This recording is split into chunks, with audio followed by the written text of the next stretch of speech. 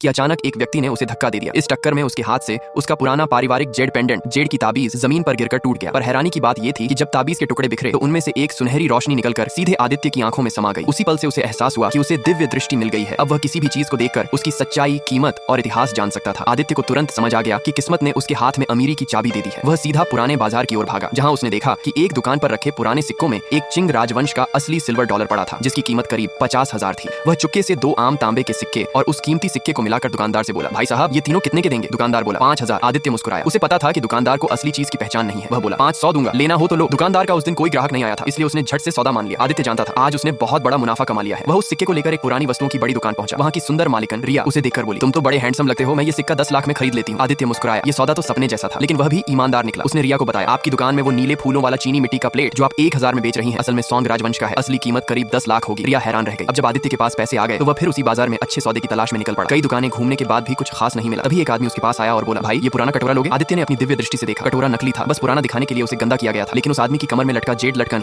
असली और बेहद कीमती था। आदित्य ने कहा, वो लटकन बेचोगे क्या? आदमी बोला 1 लाख। आदित्य ने शांति से कहा 500 दूंगा, लेना हो तो लो। आदमी ने हंसते हुए कहा, ये मैंने 5 रुपए में लिया था, तू दे रहा है 500, मस्त सौदा है। आदित्य बस मुस्कुरा दिया, क्योंकि वह जानता था कि वह लटकन कम से कम 10 लाख की थी। वह दोबारा रिया के पास गया। रिया ने उसे देखकर कहा, तुम तो कमाल के आदमी हो, पिछली बार जो बताया था उसने मुझे बहुत नुकसान से बचा लिया। आदित्य ने कहा, इस बार मेरे पास ये लटकन है, बताओ क्या दाम दोगी? रिया ने एक नजर देखा और बोली 10 लाख। आदित्य ने तुरंत हाँ कह दी। सौदा तय हुआ और दोनों मुस्कुराने लगे। फिर रिया ने कहा, आदित्य चलो मैं तुम्हें जेम्स स्ट्रीट ले चलती हूँ, वहाँ पत्थरों में खजाना छिपा होता है। आदित्य ने हामी भरी। वहाँ पहुंचकर उसने 3 पत्थर देखे और तुरंत समझ गया कि उनमें से एक असली कीमती जेड है। पर तभी रिया का घमंडी चचेरा भाई विक्रम आया और बोला, ये गरीब लड़का यहाँ क्या कर रहा है? आदित्य बोला, किताब को उसके कवर से मत आंक, वरना पछताओगे। विक्रम हंसा और बोला, अगर तू सच में पहचान सकता है तो चल शर्त लगाते हैं, अगर तेरा पत्थर असली निकला तो मैं उसे 10 गुना दाम में खरीद लूंगा। आदित्य ने कहा, पक्का? विक्रम बोला, हाँ। आदित्य ने पत्थर कटवाया और सबके सामने उसमें से कीमती पन्ना निकल आया। पूरा बाजार दंग रह गया। विक्रम का चेहरा उतर गया। रिया ने